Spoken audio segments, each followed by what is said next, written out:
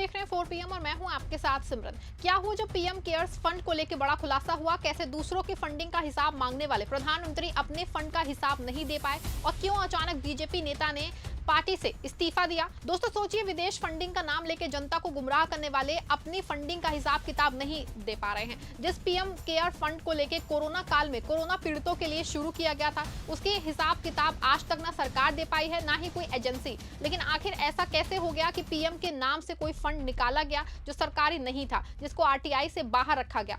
सरकार आखिर क्या छुपाना चाहती है? उसी पीएम केयर फंड को लेकर अब एक बड़ा खुलासा सामने आया है। द हिंदू अखबार ने एक रिपोर्ट प्रकाशित की है। 2022 से 23 के बाद पीएम केयर्स फंड का ऑडिट नहीं हुआ है, जिससे पारदर्शिता के सवाल खड़े हो गए हैं। सरकार हर नागरिक का वित्तीय रिकॉर्ड मांगती है तो हर चीज का हिसाब किताब हमें और आपको देना पड़ता है। जंतर मंतर पे जूस पी लिया तो उसका किसने फंड किया, किसको लेकर भी इसको लेकर सवाल उठते ही रहते हैं। लेकिन पिछले कुछ सालों से देश में पीएम के नाम से एक फंड चल रहा है जिसका किसी को अता पता ही नहीं है। उसमें कौन कितना चंदा दे रहा है, कोई हिसाब किताब ही नहीं है। इसी को लेकर द हिंदू अखबार ने एक रिपोर्ट छापी है, जिसके बाहर आने के बाद कई और गंभीर सवाल खड़े हो रहे हैं। तो आखिर इस रिपोर्ट में और क्या-क्या खुलासा हुआ है और इसी बीच किस बड़े भाजपा नेता ने अपने पद से रिजाइन दे दिया है, सब कुछ आपको इस रिपोर्ट में बताने वाली हूँ। उसी भयानक अनिश्चितता के बीच में देश के सामने एक नई उम्मीद रखी गई। पीएम केयर्स फंड आपात स्थिति से निपटने और पीड़ितों की मदद के लिए एक चैरिटेबल ट्रस्ट की शुरुआत हुई। देश के प्रधानमंत्री इस ट्रस्ट के अध्यक्ष बने और गृह रक्षा और वित्त मंत्री इसके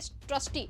सरकार की एक आवाज पे देश एक साथ खड़ा हो गया, थाली पीटी, घंटी बजा दी और कैंडल जलाई। उसी क्रम में लोगों ने पीएम केयर फंड में भर भर के पैसा भेजा ताकि लोगों की मदद हो पाए। पेंशन का छोटा हिस्सा देने वाले बुजुर्गों से लेकर अपनी जमा पूंजी लगाने वाले बच्चों और करोड़ों का सीएसआर फंड देने वाले कॉर्पोरेट घराने तक हर किसी ने इसमें योगदान दिया, काफी बढ़ चढ़ के। देखते ही देखते फंड में हजारों करोड़ रुपए जमा हो गए। शुरुआती 3 साल यानी कि 2020 से 2023 तक सब कुछ पारदर्शी दिखता रहा। हर वित्तीय वर्ष के अंत में फंड की वेबसाइट पे ऑडिटेड वित्तीय रिपोर्ट अपलोड की जाती थी। लोग देख सकते थे कि कितना पैसा आया, किसने वॉलंटियर खरीदे गए, कितने और कितने ऑक्सीजन प्लांट लगे, कितने बच्चों की मदद हुई। लेकिन वित्तीय वर्ष 2022 से 23 खत्म होते ही खेल होना शुरू हो गया। जी हां, द हिंदू अखबार के मुताबिक 31 मार्च 2023 की अंतिम ऑडिट रिपोर्ट सार्वजनिक हुई, जिसमें दर्ज था कि फंड के खाते में 6,283 करोड़ रुपए बचे हुए हैं। उस साल अकेले तकरीबन 909 करोड़ का स्वैच्छिक दान और विदेश से करीब 2.5 करोड़ आए थे। लेकिन इसके बाद खामोशी है, कोई ऑडिट रिपोर्ट नहीं है। वित्तीय वर्ष 2023 से 24 बीता, फिर 2024 से 25 भी निकल गया, मगर पीएम केयर्स की आधिकारिक वेबसाइट पे कोई नया खाता, कोई नया ऑडिटेड ब्यूरो या खर्चे की जो है कोई नई रिपोर्ट अपलोड ही नहीं की गई है। जो पारदर्शिता शुरुआती सालों में दिखाई गई, वो अचानक एक लंबी खामोशी में बदल गई और इसकी किसी ने कोई केयर ही नहीं की। अब देखिए दोस्तों, जहां मोदी सरकार ने इस फंड के साथ जो है खेला कर दिया है। पहले तो इसे सीएजी के ऑडिट से बाहर रखा, यानी इस फंड का हिसाब किताब देश की शीर्ष ऑडिट संस्थाएं सीएजी नहीं करती, बल्कि इसके लिए एक निजी सीए फर्म एसएआरसी एंड एसोसिएट को नियुक्त किया गया था। वहीं दूसरा बड़ा खेल ये किया गया कि सरकार ने आरटीआई का दरवाजा भी बंद कर दिया, जिससे हुआ ये कि जब आम लोगों और सूचना कार्यकर्ताओं ने आरटीआई के जरिए जानकारी मांगनी चाहिए तो जवाब मिला कि पीएम केयर्स का पब्लिक चैरिटेबल ट्रस्ट है, सरकारी संस्था नहीं है, इसीलिए ये आरटीआई के दायरे में नहीं आता है। सुप्रीम कोर्ट से लेकर दिल्ली हाई कोर्ट के गलियारों तक याचिकाएं पहुंची। सामाजिक कार्यकर्ताओं, विपक्षी नेताओं ने मांग की कि जब देश के आम नागरिकों की मेहनत की कमाई से ये फंड बना है तो इसका एक एक रुपया कहां खर्चा हो रहा है, इसका हिसाब जनता के सामने होना चाहिए। लेकिन कोई जवाब ही नहीं मिला। और इसके साथ दोस्तों, बाहर सरकार जो मोदी की गारंटी के भरोसे चलता रहा, आज भी पीएम केयर्स फंड की वेबसाइट पे वही 2022 से 23 की पुरानी रिपोर्ट चमक रही है और देश ये जानने का इंतजार कर रहा है कि उस बही खाते के अगले पन्ने पे क्या लिखा है। अब देखिए दोस्तों, अब आपने पहली बार पीएम केयर फंड का नाम सुना होगा तो आपको भी लग रहा होगा कि ये कोई सरकार का फंड होगा, जैसे प्राइम मिनिस्टर रिलीफ फंड होता है, जिसका हिसाब किताब जो है और जवाबदेही सब तय होती है। ऐसे में सवाल उठता है कि जब पहले से ऐसा फंड सिस्टम मौजूद था तो अलग से फंड क्यों बनाया? और बनाया तो बनाया, लेकिन इसमें पीएम का नाम जोड़ के इसे पब्लिक चैरिटेबल ट्रस्ट क्यों बना दिया? क्यों सरकार इसे गैर सरकारी ट्रस्ट बता के आरटीआई और सीएजी जांच से दूर रखती है, जबकि इसमें देश के शीर्ष सरकारी पदों पर बैठे लोग शामिल हैं?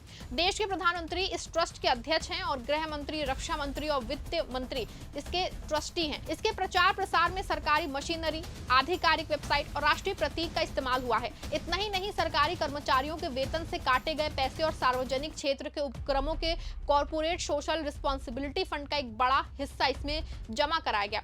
ऐसे में सवाल उठता है कि जब इसमें सरकारी पद और संसाधन इस्तेमाल हो रहे हैं तो इसे निजी ट्रस्ट का दर्जा देना विरोधाभासी है कि नहीं है? नेहरू के जमाने की बात करने वालों को भी बता दें कि 1948 से देश में प्रधानमंत्री राष्ट्रीय राहत कोष यानी कि PMNRF और 2005 के कानून के तहत राष्ट्रीय आपदा मोचन निधि NDRF पहले से मौजूद थे, जिनके पास ऐसे आपातकालीन संकटों में निपटने का तंत्र था। विपक्ष ने सवाल उठाया कि जब पहले से वैधानिक फंड उपलब्ध थे तो एक नए ट्रस्ट की आवश्यकता क्यों पड़ी? इसके अलावा हाल ही के वर्षों में, विशेष के वित्तीय वर्ष 2022 से 23 के बाद से इस फंड की आधिकारिक ऑडिट रिपोर्ट सार्वजनिक न किए जाने से संदेह और बढ़ गया है। जनता का मानना है कि चूंकि ये पैसा संकट के समय नागरिकों और संस्थानों के योगदान से एकत्र किया गया है, इसीलिए इसके पाई के हिसाब का पारदर्शी खुलासा होना चाहिए। जनता को पता होना चाहिए कि इसका इस्तेमाल कोरोना किट खरीदने में खर्चा हो रहा है या सांसद विधायकों को खरीदने में। अब देखिए दोस्तों, एक तरफ जहां इस रिपोर्ट में पीएम केयर फंड को लेकर सवाल उठा दिए, तो वहीं इसी बीच एक चौंकाने वाली खबर भी सामने आई है। दरअसल भारतीय जनता पार्टी के राष्ट्रीय प्रवक्ता रहे शहजाद पूनावाला ने पार्टी से इस्तीफा दे दिया है। उन्होंने अपने सोशल मीडिया प्लेटफॉर्म पे अपना बायो भी अपडेट कर दिया है, जिसमें वो बीजेपी का कोई उल्लेख उसने जो किया था वो हटा दिया है। सूत्रों के अनुसार शहजाद पूनावाला ने बीजेपी के शीर्ष नेतृत्व को अपना इस्तीफा सौंपा है और इसके पीछे निजी कारणों का हवाला दिया है। इस संबंध में खबर लिखे जाने तक पूनावाला या भारतीय जनता पार्टी की ओर से कोई औपचारिक बयान जारी नहीं किया गया है। उनके अपडेटेड एक्स बायो में बीजेपी या राष्ट्रीय प्रवक्ता के पद का कोई जिक्र नहीं है। हालांकि बायो में बीजेपी का नाम हटाने के बावजूद उन्होंने खुद को प्रधानमंत्री नरेंद्र मोदी का आजीवन अनुयायी बताया है। इसी तरह उन्होंने अपना धर्म इस्लाम बताया, लेकिन कल्चर हिंदू बताया है। शहजाद पूनावाला पिछले कुछ सालों से दोस्तों टीवी डिबेट्स और मीडिया में भारतीय जनता पार्टी का एक प्रमुख चेहरा रहे हैं। वो कांग्रेस पार्टी से अलग होने के बाद बीजेपी में शामिल हुए थे। उन्हें पार्टी का राष्ट्रीय प्रवक्ता बनाया गया था। वो नेता विपक्ष राहुल गांधी की आलोचना की कीमत पे बीजेपी में आए थे। बीजेपी में रहते हुए उन्होंने राहुल गांधी की आलोचना में कोई कसर नहीं रखी थी। कहा जा रहा है कि शहजाद पूनावाला ने बीजेपी में असम्मान लौटने की गुंजाइश छोड़ी हुई है। जैसे कि वो अभी भी पीएम मोदी के फॉलोअर और प्रशंसक बने हुए हैं, इसी तरह उन्होंने आरएसएस की लाइन की भी पकड़ रखी है, जिसका मानना है कि भारत में रहने वालों का धर्म कोई भी हो वो हिंदू हैं। अब देखिए दोस्तों, पहले जहां पीएम केयर्स फंड को लेकर पारदर्शिता पे सवाल उठे, वहीं अब शहजाद पूनावाला के इस्तीफे ने भी राजनीतिक गलियारों में कोई नई चर्चाओं को जन्म दे दिया है। हालांकि उन्होंने निजी कारणों का हवाला दिया है लेकिन ऐसे समय में उनका पार्टी छोड़ना कई तरह के सवाल भी खड़े कर रहा है। दूसरी तरफ पीएम केयर्स फंड को लेकर भी जवाबदेही की मांग लगातार तेज होती जा रही है। आखिर जब देश के करोड़ों लोगों ने संकट की घड़ी में अपनी मेहनत की कमाई इस भरोसे के साथ दान की थी कि हर पैसा जरूरतमंदों तक पहुंचेगा, तो फिर उस पैसे का पूरा हिसाब जनता के सामने रखने में हिचकिचाहट क्यों है? अगर सब कुछ नियमों के मुताबिक हुआ है तो नई ऑडिट रिपोर्ट सार्वजनिक करने में आखिर देरी किस बात की हो रही है? लोकतंत्र में जनता सिर्फ टैक्स देने और चंदा देने तक सीमित नहीं होती है, बल्कि सवाल पूछने का भी पूरा अधिकार रखती है। इस पे दोस्तों आपकी क्या राय है? कमेंट में जरूर बताइएगा। वीडियो को लाइक और शेयर करिएगा।